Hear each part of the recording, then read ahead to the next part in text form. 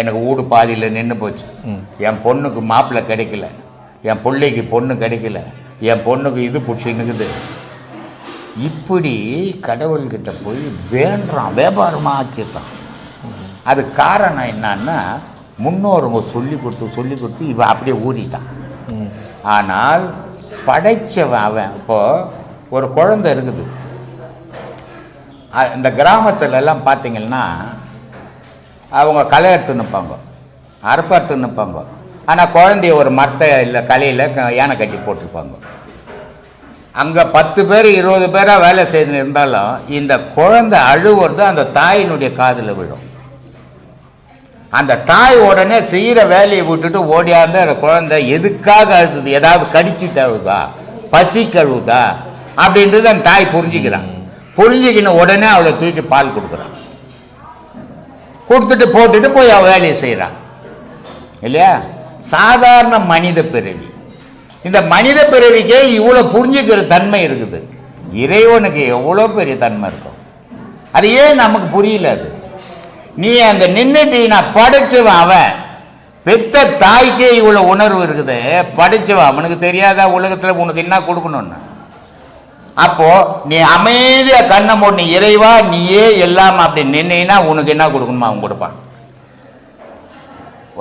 ஒரு வட்டிக்காரங்கிட்ட போய் நீ சும்மா சுற்றிக்கினே இருந்தீங்கன்னா நீ வீட்டு கிளம்போது ஒரு 200 ரூபா செலவுக்கு வச்சுக்கணும் இல்லை? அதானே செய்கிறான் வட்டிக்காரன். ஆமாம், செய்கிறானா இல்லையா? இந்த மாதிரி ஏமாற்றக்கூடாது, என்கிட்ட உண்மையாக பேசணும். 200 ரூபா சும்மா கொடுத்தாம்பா, நீ போய் டெய்லி 200 ரூபா கட்டின கொடுப்பானா? அது எப்படி கொடுப்பான்? நாலுலேருந்து என் பக்கமே வராதேன்டுவோம் இல்லை? கடவுள் கூட அப்படி தான் சாமி. இது மாதிரி வியாபாரம் பண்ணால் நாலுலேருந்து இங்கே வராத. இல்லை சாமி, ஒரு கஷ்டம் இருக்குது நமக்கு, எனக்கு. அப்போ அது சாமிக்கிட்ட சொல்லக்கூடாதா? சாமிக்கிட்ட சொன்ன சாமி நான் பேங்கை வச்சுங்கிறாரு. ஏதாவது பேங்க் வச்சுருந்தா எனக்கு கஷ்டம், கார் இல்லை நான் நடந்தே வரேன்னா ஒரு கார் வாங்கி கொடுத்துருவார் உடனே. அவரே நீ கருப்பம் கொளுத்துவியான்னு பார்த்துங்கிறாரு, நீ தேங்காய் உடைப்பியான்னு பார்த்துங்கிறாரு இல்லையா? அப்புறம் அவர் எங்கே இந்த உனக்கு வாங்கி கொடுக்குறது? உலகத்தை படைச்சவன் அவன். இந்த மனுஷன் மட்டும்தான் கஷ்டம் கடவுள்கிட்ட போகலான்றான். மிருகம் எது போச்சு? வாழலையா? செத்தா போச்சு. நீ போகிறதுக்கு காரணம்னா பேராசை. உனக்கு பக்கத்து வீட்டுக்கார 3 அடுக்கு கட்டி வச்சுருக்கேன், நான் கொட்டா வீட்டிலே இருக்கிறேங்க. என்னையா சாமி நீ பெரிய சாமி, என்ன 3 அடுக்கில் உட்கார வையா அப்படின்னு போய் கேட்குறான். அவர் ரொம்ப கொத்தனார் மாதிரி பில்டிங் கட்டி கொடுக்க போகிற மாதிரி இல்லையா? அறியாம. அதனால் உண்மையான பக்தன் இறைவங்கிட்ட எதையும் கேட்க மாட்டான், அமைதியாக நின்றுடுவான். கடவுளை கும்பிட தெரியாது சாமி. பசு, பதி, பாசம், இந்த 3 விஷயம் மனுஷனை புடிச்சுன்னுக்குது. எது பதி, எது பாசம், எது பசு தெரியாது. ஏதா பதி பசு பாசம் சொல்றாங்க, அதாங்க மாற இதெல்லாம் நான் ஏங்க தெரிஞ்சுக்கணுன்றான். அடப்பாவி, உன்னை பத்தியே நீ தெரிஞ்சுக்காத உலகத்தை தெரிஞ்சுக்க நீ என்னடா பண்ண போற? உலகம் இருந்துக்கினே இருக்குண்டா, நீ இருக்க மாட்டேடா. அப்போ முதல்ல நீ அழியத்துக்குள்ள உன்னை ஆராயி உன்னை பற்றி தெரிஞ்சுக்கிட்டான்னு சொல்லிங்க சார். அதனால் இறைவன்கிட்ட எதையும் கேட்கக்கூடாது, அமைதியாக போய் நின்னா உனக்கு என்ன கொடுக்கணுமோ கொடு. நீ போய் வியாபாரம் பண்ணால் நாளைக்கு வரமாட்டேங்க, மனசு மாற்றிடுவான் கடவுள். அடே பிஸ்னஸ் பண்ணுறான், இவனை இங்கே சேர்க்கவே கூடாது, இவன் மனசை மாற்றி விட்டா நாளையும் நம்மக்கிட்ட வரமாட்டான்னு மாற்றி விட்டுருவோம்.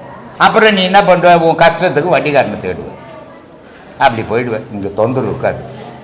அதனால் இறைவன் அப்படிப்பட்டவர், புனிதமானவன் சாமி. இறைவன்ற ஒரு புனித பொருள் அது. அதனால தான் வள்ளுவர் ரொம்ப அழகாக சொன்னார், கடவுள் எப்படா எவன் உள்ளத்தில் உட்கார்றான் சொன்னான், எவன் புனிதமானவன் ஆகிறானோ அவன் உள்ளத்தில் புனிதவன் வந்து உட்கார்றான் அப்படின்னு. அதனால சொன்னார், மலர் மிசை ஏகினால் மானடி சேர்ந்தார், நிலமிசை ஏகினால் நீடு வாழ்வார்ன்ட்டான்.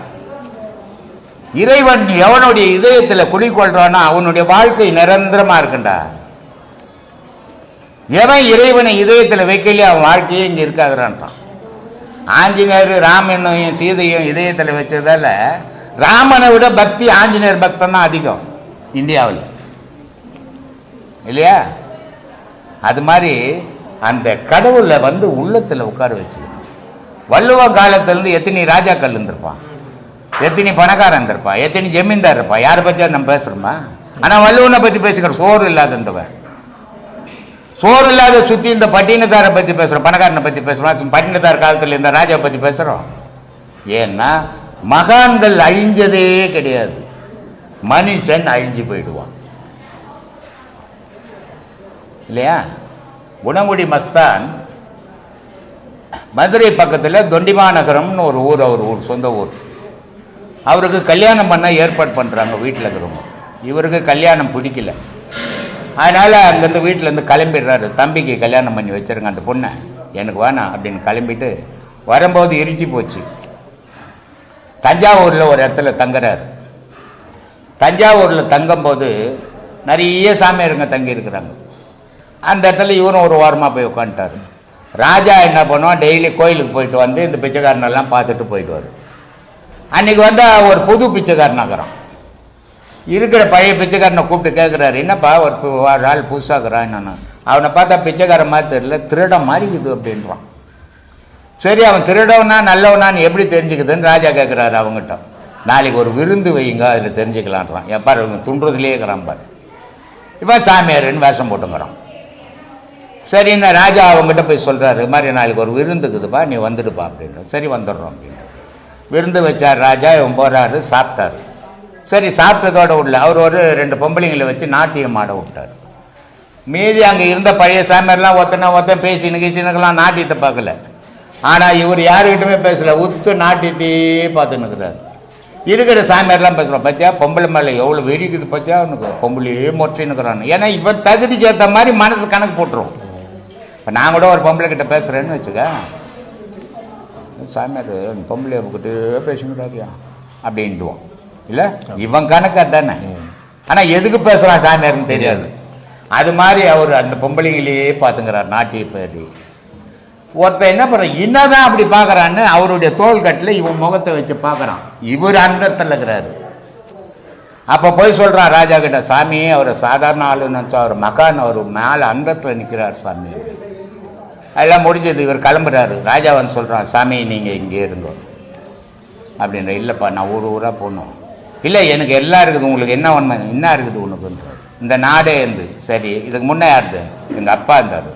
இதுக்கு முன்னே எங்கள் தாத்தா. அப்போ உந்து இல்லை, இது யாரோ வச்சுன்னு காலத்தை தள்ளிங்கிற நீ.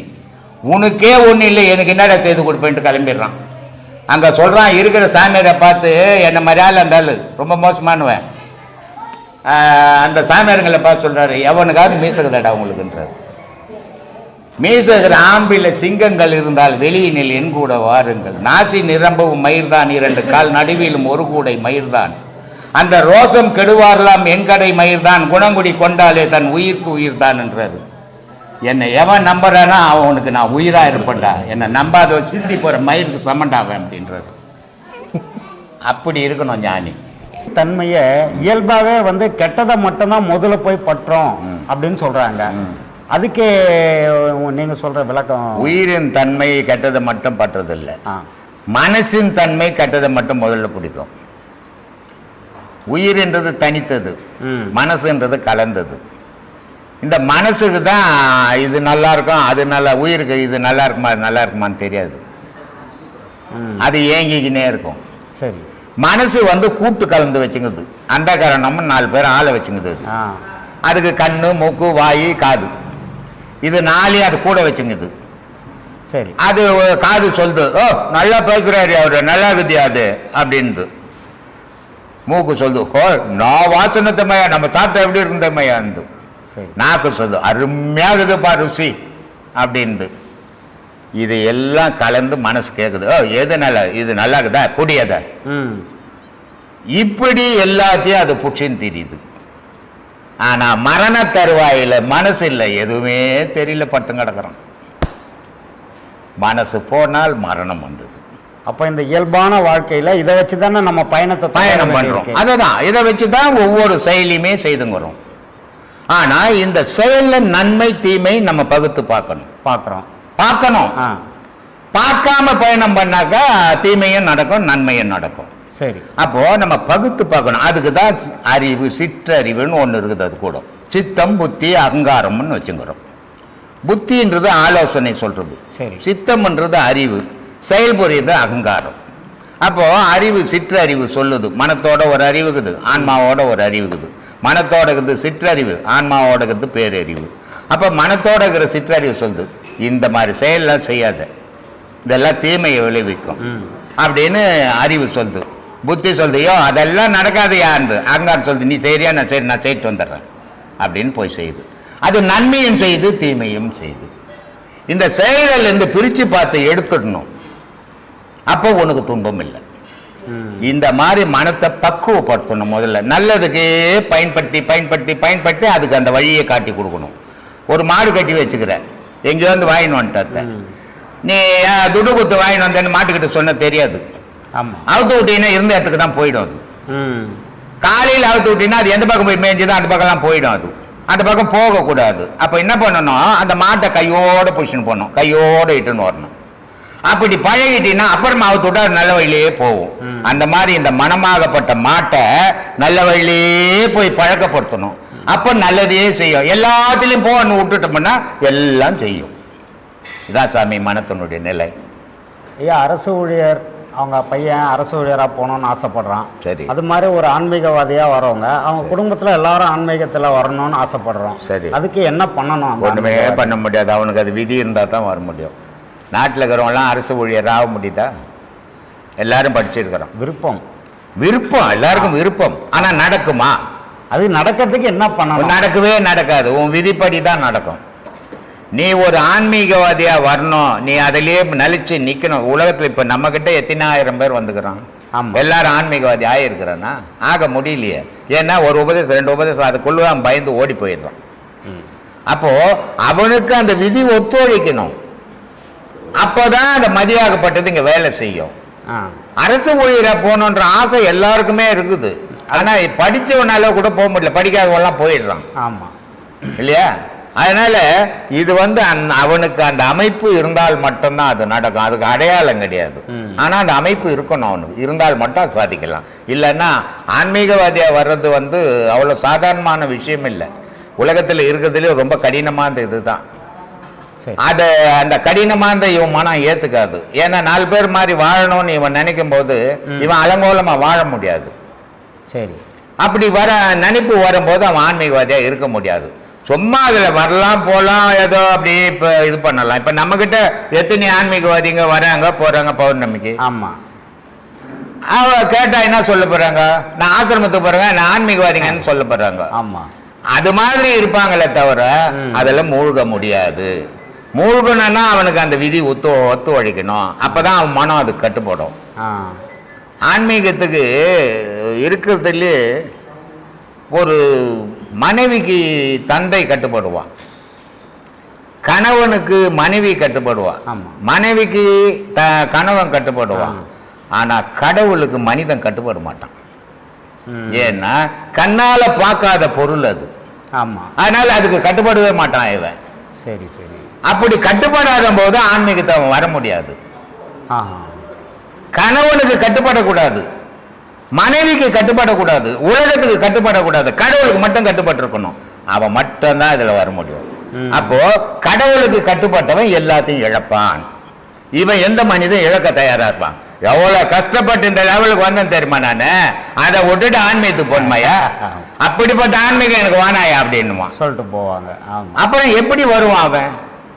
ஆசைகள்ன்றது வேற, செயல்கள்ன்றது வேற. இல்லைங்க, இது தனியா இருக்கிறவங்களுக்கு நீங்க சொல்றது எல்லா மனிதனுக்கும் சாத்தியப்படாதுங்க. அதுதான் நான் சொன்னேன்.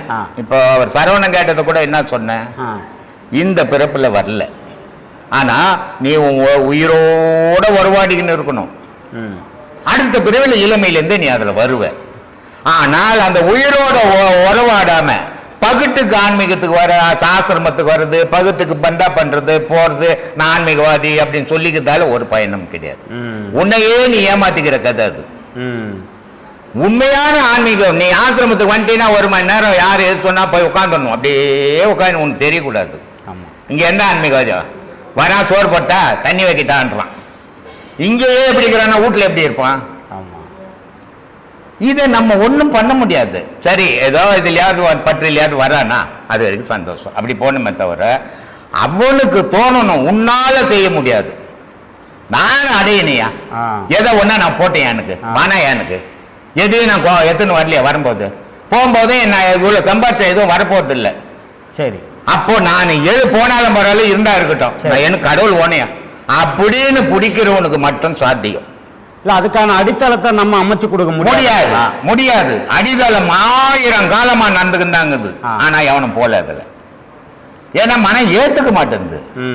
இதுல சுகம், அதுல சுகம் இல்ல துன்பம் இருக்குது. அது உச்சத்துக்கு போனால் சுகம், இது ஆரம்பத்திலேயே சுகம். இந்த ஆரம்ப சுகத்தை அனுபவிக்க மனம் விரும்புமா? உச்சகட்ட சுகத்தை மனம் விரும்புமா? அதனால அதை விரும்ப மாட்டேன். அடையாளம் இல்லாத கடவுளையோ இருக்குதோ இல்லையோ, ஒருத்த இல்லைன்றான், ஒருத்த இருக்குதுன்றான். எது நிஜம்னு எனக்கு தெரியாதியா? எனக்கே என் பொண்டாட்டி எதிர்க்கிறான் நிஜமாகுது, எங்க அம்மா எதிர்க்கிறான் நிஜமாகுது, என் பொண்ணு எதிர்க்க. இப்படி போற உன்னை போய் மாற்ற முடியுமா? முடியவே முடியாது. இது கற்பனை. நான் நினைச்சா மாத்திருவேன். என்னால் தாங்க மாறினாரு. அவனா நினைச்சா மாறுவானே தவிர மற்றவனால எவனையும் மாற்ற முடியாது.